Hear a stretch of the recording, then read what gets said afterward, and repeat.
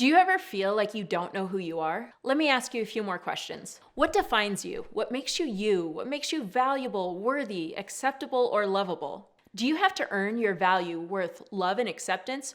Or is it something you always have, regardless of what is going on around you or outside of you? Can someone else take your value or worth? See, we all have fears. Fears are a natural, healthy part of life. They keep us safe and out of harm's way. Fears, just like anything else in our life, serve us when it is healthy and balanced, and keep us stuck if it is unbalanced. Fears are not something you just make up. It is a response from our brain and nervous system to keep us safe. These fears can be based off of experiences that have happened to us, something we have witnessed, or can even be generational fears or belief patterns having to do with epigenetics. Epigenetics is the study of what is passed down genetically through our DNA and how our ancestors' experiences and traumas affect our DNA. Epigenetics is a whole video on its own. So the question is the way fear showing up in your life serving and supporting you? Or is fear in control, keeping you feeling stifled, stuck, or suffocating? This is not a question for anyone to answer but you. Only you can answer the question, is the way fear showing up in my life serving and supporting me? Do I like the way it is influencing me? The reason only you can answer these questions is we live in a judging culture. I don't care what culture you live in, religious, not religious, which continent you live on, whether you're in the city or the country, it is human nature to pass judgment. And quite often that judgment is out of balance. It is too harsh and critical and not serving us. Do you know what the hardest part of being hypercritical towards ourselves is? Our internal judgment is often the harshest self-critic. It might even sound like the voice of a critical parent, spouse, or influential figure in our life. We are going to work together to become more aware of any of the things that aren't serving us or are out of balance and to bring them back to a place of balance and support. Why are we going to do that? Because the purpose of this life is joy. But we have so many stumbling blocks in our path. Often the joy gets consumed by the pain of our beliefs, our programming, our experiences, or all of the above. But here's the thing, our programming feels so natural because it's all we know, that we don't realize that there is other options. And even if we were aware that there are other options, we have no idea how to get there. That's what Mended Light is here for, to support you in your healing journey in creating a strong, balanced foundation for your life, so that you can be the brightest, most beautiful version of yourself. You have talents, gifts, and genius as unique as your fingerprint that only you can offer the world.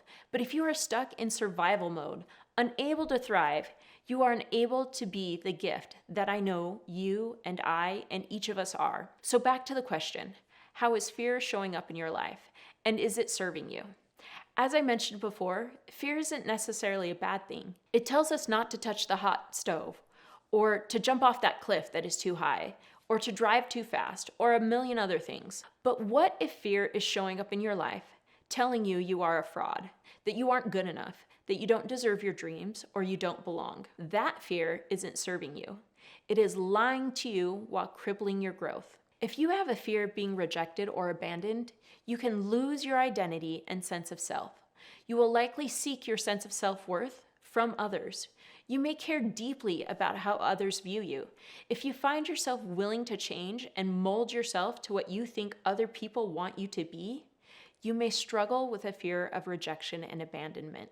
Your sense of value and self-worth, your feelings of confidence could be dependent on social acceptance and external factors, such as your physical appearance, success, status, money, and even fame. Ultimately, your sense of value and self-worth comes from the approval of those around you and the overwhelming need to belong. This shows up big time for a certain personality type. I'm going to share what this looks like using the verbiage of our personalities course we have in our Relationship Foundations program. We teach all about understanding strengths and weaknesses, overcoming conflict, and meeting needs in relationships, all through the lens of your personality type. It is an easy and fun way to learn about these concepts.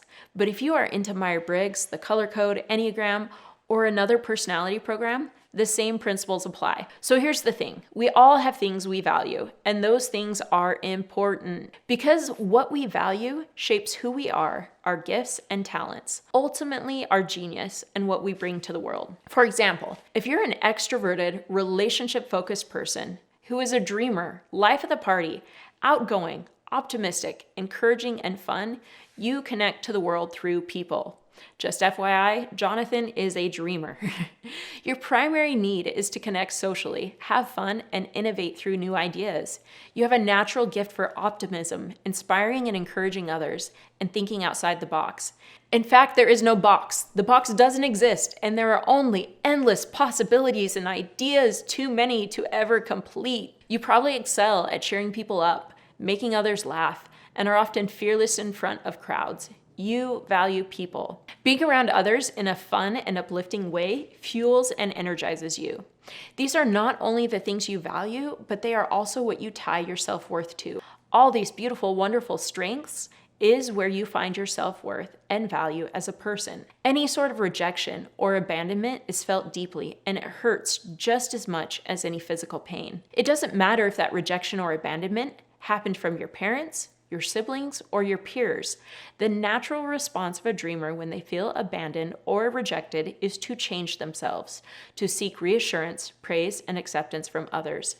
You can become a social chameleon of sorts, contouring who you are and how you show up to meet your need of acceptance. In doing so, you can lose your identity and sense of self. If you spend long enough in this space, you get caught between a rock and a hard place.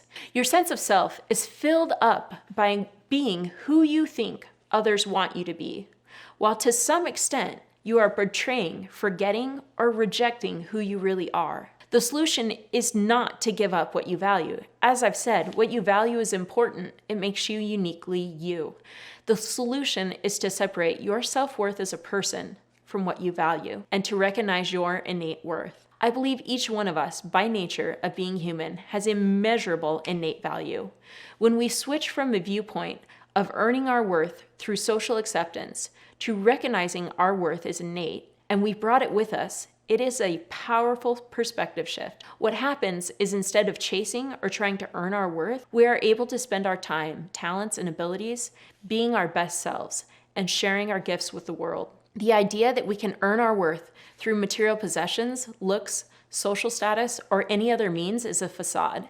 And if we spend our energy chasing a facade, we are unable to live as the highest and best versions of ourselves. If you'd like support with tools on how to move through your fear of rejection and reclaim your self-worth, continue to stay on and learn more.